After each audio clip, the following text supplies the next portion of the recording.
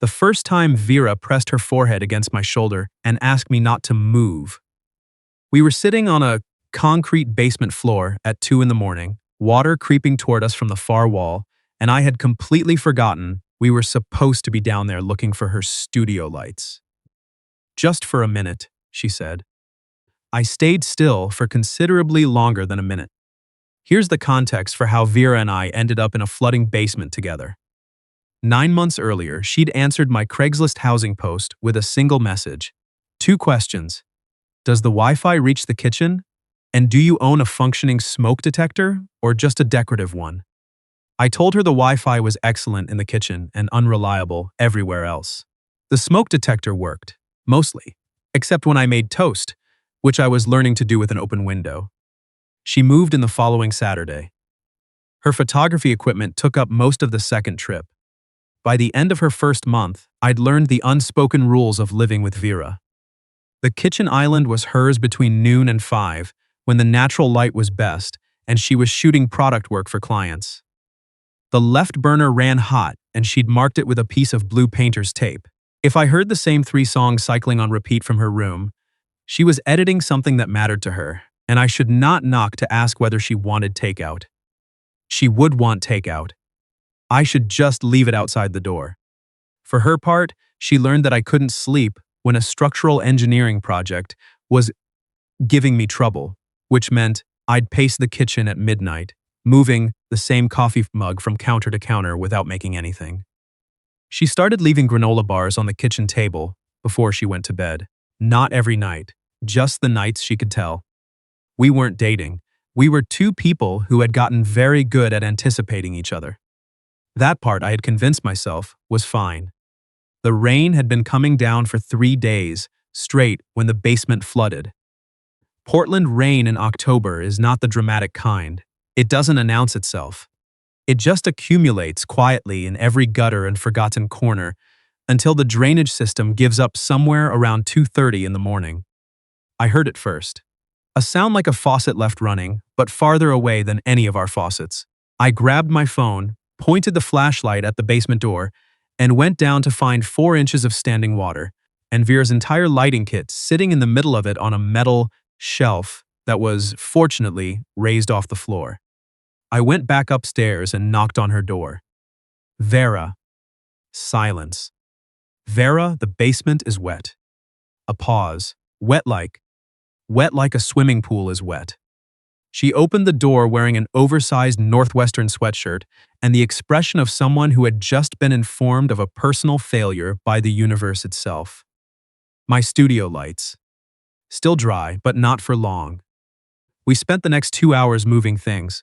Her light stands, her soft boxes and reflectors, boxes of my old project files that I'd been meaning to go through for a year. A piece of exercise equipment neither of us had touched since she moved in, which we left without discussion, because there are some battles you choose not to fight during a flood. By the time we'd moved everything that could be moved, the water was still rising, and there was nothing left to do.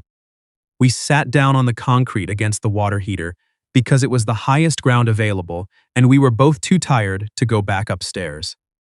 Vera pulled her knees to her chest. I sat beside her and tried to remember whether I'd turned off the stove before coming down, which was a useless thing to think about. But my brain needed something to occupy it. "I had 12 rolls of physical film in that box," she said. "The box we moved." "Yes." "Then, it's fine." I know. She was quiet for a moment. I still had to check. The water heater clicked. Above us, the old building groaned the way Portland buildings groan when it rains. Not alarming, just conversational. Vera shifted, and then her forehead came down against my shoulder. "Don't move," she said, "just for a minute." I was a civil engineer. I had calculated load tolerances for pedestrian bridges. I had survived a graduate thesis defense in which one of my advisors asked me, in front of everyone, whether I had any actual idea what I was doing. None of that had prepared me for the specific difficulty of staying still while Vera rested her head on my shoulder and closed her eyes. "You're comfortable," she said, by way of explanation. "I've been told that's a dangerous quality." "By whom?" "People I've inconvenienced." She made a small sound that was almost a laugh. Her shoulder pressed against my arm. I became acutely aware of exactly how much space I was and wasn't taking up in the world. We should go back upstairs, I said, after enough time had passed that the word should had become essentially fictional. We should, she agreed, without moving. The water's still rising. It'll stop. You don't actually know that. I'm choosing to believe it. She tilted her head slightly against my shoulder. Is that going to be a structural problem? Probably not for another few hours. Good. Her voice was already getting heavier. Then we have time. I looked at the ceiling. I thought about the 12 rolls of film she'd mentioned. Vera shot on film sometimes, in addition to her digital work. She'd explained it once when she brought home a second-hand camera from a shop on Alberta Street. I like that you have to commit to a frame, she'd said. You can't just take 400 and hope one works. I had looked at her when she said that and thought quietly about all the things I had been failing to commit to. Vera was asleep against my shoulder within 10 minutes. I stayed exactly where I was. We didn't talk about it the next morning. She made coffee. I fixed the basement drain cover, which had come loose. She brought me a mug while I was crouching on the stairs and set it on the step above me and went back up without a word, which was either consideration or careful distance, and I had learned not to be certain which was which when it came to Vera. The conversation happened because of her laptop. She asked me to check a file on it 2 days later. She was in the kitchen shooting product work for a recipe client, and her hands were covered in something orange she declined to identify, and she needed to know whether she'd saved a client brief to the right folder before she sent the invoice. I sat down at her desk and opened the laptop, and the screen came back from sleep. Her screensaver was a photograph. It was me. Not a candid. Not me in the background of something else. Not me in a group. It was a portrait. I was sitting at my own desk, lamp on, jaw unshaved by a few days, reading something I must have found genuinely interesting because I'd leaned toward the screen without realizing it. The light caught the side of my face at an angle I would never have chosen for myself. I looked like a person someone had decided was worth looking at. I sat with that for a moment. Vera came in from the kitchen, drying her hands on a dish towel. She saw me, saw the screen, and went completely still. Found the file, I said. Folder 7, like you thought. Okay. She didn't move. I looked at the photograph again. This is good work. Thin.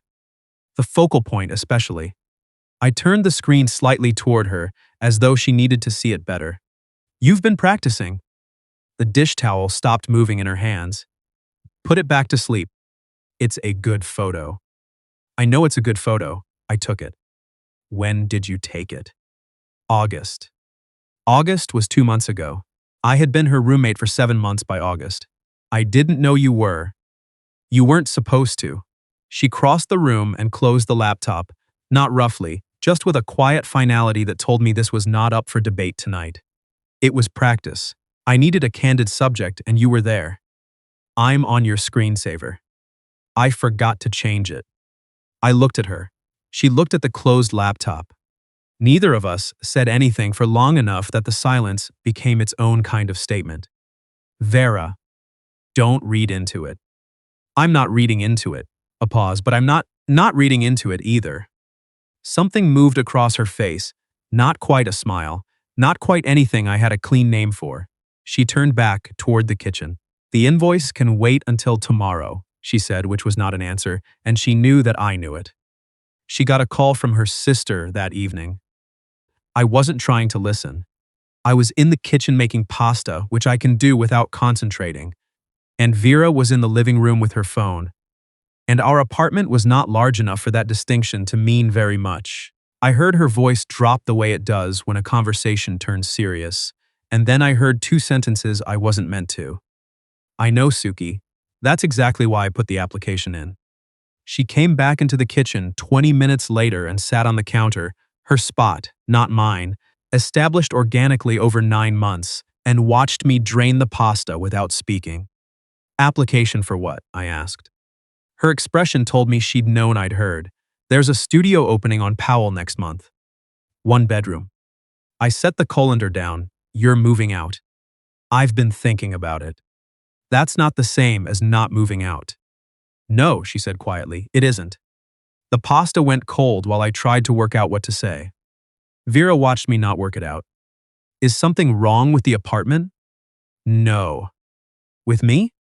"No, Finn." She said my name like a period at the end of a sentence she'd been writing for a while. "That's not it." "Then help me understand. Because you asked me not to move 3 nights ago, and now you're showing me an apartment application, and I cannot find the through line." She looked at the counter. "Those two things are related." "I know they're related. That's why I'm asking." Vera was quiet. She was not, in general, a person who struggled to find words. She was quick and specific and funnier than anyone who worked primarily alone had any right to be. When she went quiet, it meant she was choosing, not searching. "I have lived here for 9 months," she said, "and I have been in love with you for most of them, and you are very easy to be around, and you fix things before I notice they're broken, and you have never once given me a real reason to stop. So I need to leave before I've spent so long standing next to you that I've forgotten what it feels like to stand somewhere else." The kitchen was very quiet. "You're in love with me," I said, because there was no response I trusted that didn't start with that. "Obviously." "You didn't mention this." "I mentioned it to Suki 4 times a week for 6 months. I considered mentioning it to you every time you did something quietly decent when you thought I wasn't paying attention. I chose not to." She slid off the counter and picked up her phone. "The studio's available November 1st. I haven't signed anything yet." "Don't," I said. She stopped. "Don't sign it." She turned around. "Finn, I'm not done." She waited. I was in fact not done, I just didn't know exactly what came next. I had been living next to Vera for 9 months, and in that time, I had learned the specific weight of her presence and the particular shape of its absence, and I had filed both of those things under ordinary familiarity instead of examining them. Honestly. Standing in my kitchen with cold pasta and a fairly significant realization, I understood I had not been doing a very good job of being honest with myself. "I don't have a photograph," I said. "I have the way you hum when you're editing something you're proud of. I have the fact that you always put your coffee cup on the left side of the sink. I have that you check the weather app 3 times before you leave even though you'd go out in anything." I stopped. "I have been memorizing you for 9 months. I just hadn't gotten around to naming it." Vera stood very still. "You're on my screensaver," I said, which was not literally true, but was true in every way that mattered. "You just can't see it." She exhaled slowly. "You should have said something 8 months ago." "You should have said something 8 months ago." She almost smiled. "I left you granola bars." "I thought you were just being considerate." "Finn, I bought granola bars with my own money, specifically for you, for 7 consecutive months. That does seem pointed in retrospect." She did smile then, the real one, the one she couldn't quite help, and I kissed her before either of us could turn it into a longer decision than it needed to be. She kissed me back. She signed the lease on the Powell apartment 2 weeks later. I told her I didn't understand it, which she received calmly and without revision. "We kissed," I said, as though she might have missed it. "Several times," she confirmed. "And you're still moving." "I'm still moving." She sat across the kitchen table from me, hands around her mug. "I meant what I said. I don't want to love someone because they happen to be there. I want to know I'm choosing you, and I want you to know you're choosing me. I am choosing you. You are, and you'll choose me more clearly when I'm not 12 feet away by default." It was the most infuriating, reasonable thing anyone had ever said to me. She moved the first Saturday of November. I helped carry boxes. Her sister Suki came with a borrowed pickup and a running commentary on my parking that I chose not to engage with. By the time Vera's room was empty, it smelled like hardwood and the faint ghost of the diffuser she'd kept on the windowsill. She stood in the doorway, on her way out, and looked at the room for a moment. "I'll miss your kitchen," she said. "You could visit your kitchen." "I plan to." She looked at me. "Dinner Wednesday?" "Wednesday works." She kissed me in the hallway, and then she was gone, and I stood there longer than was probably useful before I went back inside. I found the envelope 6 weeks later. It had been left behind her desk, flat against the baseboard, invisible until I moved the furniture to repaint the room. A brown craft envelope with my name written across the front in her handwriting. I opened it at the desk. Inside were 12 photographs. Printed, not digital, the good paper, the kind she used for client deliverables. All of them were of me. I recognized every moment without being able to say when she'd taken them. Me at the stove with a dish towel over my shoulder. Me asleep on the couch with a project report still open across my chest. Me standing at the kitchen window during the bad air quality week in July, when everything outside looked hazy and amber. Me laughing at something on my phone. Me not laughing, just sitting, just existing in a room, unguarded in the specific way you only are when you believe no one is watching. At the bottom of the stack was a folded sheet of paper. These are the ones I didn't want to forget. I took them before I knew what they meant. By the time I figured it out, I'd been photographing you for 4 months, and still couldn't decide if that made me brave or just stupid. V. P.S. The screensaver is still you. I changed the photo but not the subject. I read it twice. Then I grabbed my coat. Her apartment on Powell was 23 minutes away without traffic. It was a Tuesday night in December, and it had been raining the way Portland rains when it means it. And I got there in 19 minutes with wet shoulders and an envelope in my coat pocket and everything I needed to say organized into an opening sentence, and then nothing after that. She opened the door, wearing a flannel shirt and socks with individual toes, which she wore unironically, and which I had always found quietly, inexplicably endearing. She looked at my wet coat, thin. I found the envelope. Her expression went carefully still. "The photographs," I said. "I meant to take those with me." "I know. They weren't supposed to." "Vera," she stopped. I reached into my pocket and held out the stack of prints. "Nobody has ever looked at me like this." She didn't take them. She looked at me instead. "You photographed me for 4 months before you knew what it meant," I said. "That's what you wrote." I lowered the prints. "I've been doing the same thing in the wrong direction. I've been memorizing every detail of you since the first week and filing it somewhere without a label. The songs you repeat, the side of the sink you use, the way you checked on me during every bad stretch without making it into something I'd feel obligated to." She was very still. "I should have said I loved you the night you told me. I didn't, and I've spent 6 weeks thinking about why, and the honest answer is I was afraid of what I'd do if I said it and found out it was true." I stepped forward. "It's true, I love you. I have been loving you in the completely disorganized, badly labeled way you love someone you weren't expecting to love, and I'm done pretending the filing system is the problem." Vera's eyes were wet. She blinked once. "The screensaver is still you," I said. "I want that to mean something." She reached out and took my wet coat by the lapel and pulled me across the threshold. "It means something," she said quietly. "It's always meant something." She tucked herself against my side, the same way she had in the basement, forehead down against my shoulder, the same warmth and the same specific weight. Except this time she wasn't asking for a minute. "Don't move," she said. I didn't. We stood in the doorway of her studio apartment with the rain coming down on Powell Boulevard, and the photographs still in my hand, and for once I was not calculating what might give way under pressure. I was thinking about her coffee cup on the left side of the sink, and 12 photographs I hadn't known existed, and the particular way a Tuesday night can stop feeling like any other Tuesday.